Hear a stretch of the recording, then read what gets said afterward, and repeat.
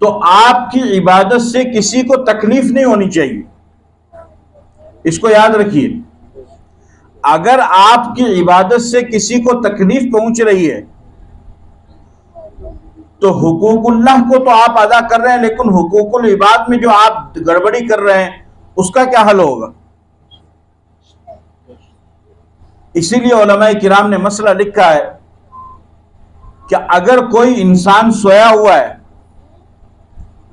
और आप कुरान की तिलावत कर रहे हैं, जबकि कुरान की तिलावत कितना बड़ा सवाब का काम है। आप कुरान की तिलावत कर रहे हैं तो आप इतनी जोर से तिलावत मत कीजिए कि जिसकी वजह से सोने वाले की नींद में खलल हो। लेकिन आज हमारे यहां मामला इसके बिल्कुल बरअक्स है, लोग समझते ही नहीं है और फिर वही वाली बात ले आते जो मैंने कल आपसे जिक्र किया था। अब तो सूरत हाल ये हो गई कि लोग इसरार करते हैं इस बात पर कि तरावी की नमाज भी ऊपर वाले माइक में पढ़वाओ ताकि मोहल्ले में आवाज पहुंच जाए, औरतें तरावी की आवाज सुने और कुरान को सुने। भाई जिनके ऊपर सुन्नत है तरावी, नौजवानों पर, बूढ़ों पर, मर्दों पर, जो मस्जिद में मौजूद है पहले वो तो सुन ले। अब 1 घंटे तक जब बराबर ऊपर के माइक में तरावी पढ़ी जाएगी तो अव्वलन तो कोई ध्यान से सुनता ही नहीं है, कोई भी नहीं सुनता है।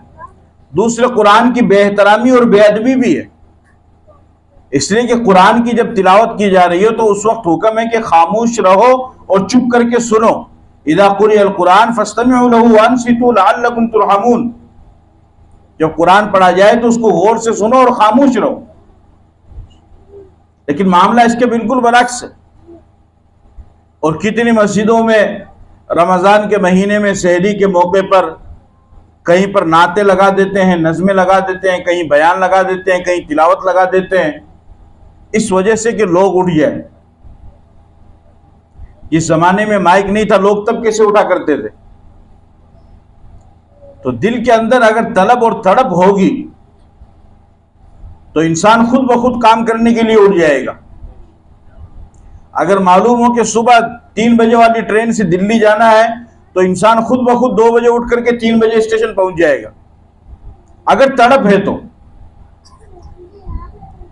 हमारे माशरे के अंदर आज ये बिगाड़ आ रहा है और हम इसको समझ नहीं पा रहे, और इस बिगाड़ को हमें अपने माशरे में से खत्म करने की जरूरत है कि तुम अपने अमल से कोई भी ऐसा काम ना करो अपनी जात से कि जिसकी वजह से तुम बदनाम हो, तुम्हारा खानदान बदनाम हो, तुम्हारी रिश्तेदारी बदनाम हो, तुम्हारा परिवार बदनाम हो, और इससे आगे बढ़ करके तुम्हारा मजहब बदनाम हो।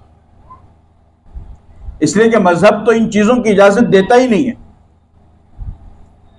तो आप जब इबादत करें तो इबादत आप इस तरीके से कीजिए कि आपकी इबादत से किसी को किसी भी तरह की कोई तकलीफ ना हो। आपको तहज्जुद पढ़नी है।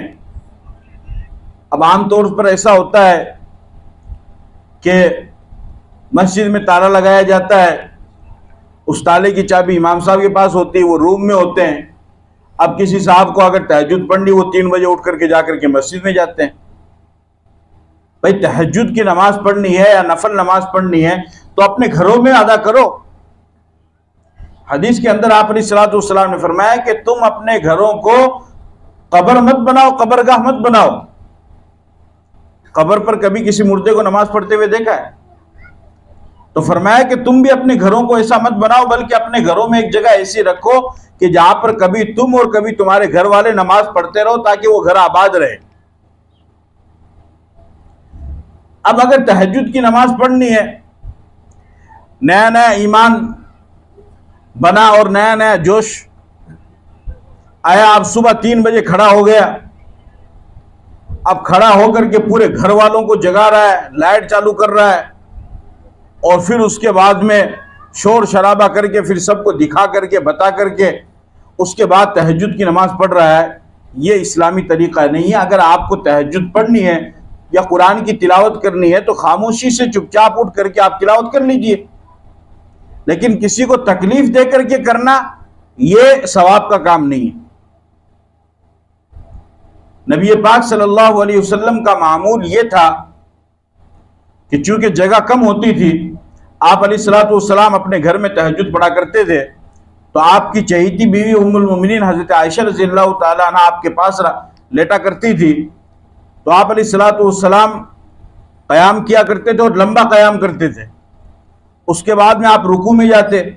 जब आप सजदे में जाते, चूंकि हज़रत आयशा लेटी रहती थी, तो उनके पाँव को ज़रा सा आप साइड में कर देते, सजदा करते और सजदा करने के बाद फिर दोबारा उनके पाँव को फैला देते, फिर आप क़याम में खड़े हो जाते। ये क्या है? ये सबक है उम्मत को इस बात का कि इबादत इस तरीके से करो कि तुम्हारी इबादत भी हो जाए और तुम्हारी ज़ात से किसी को तकलीफ भी ना पहुंचे।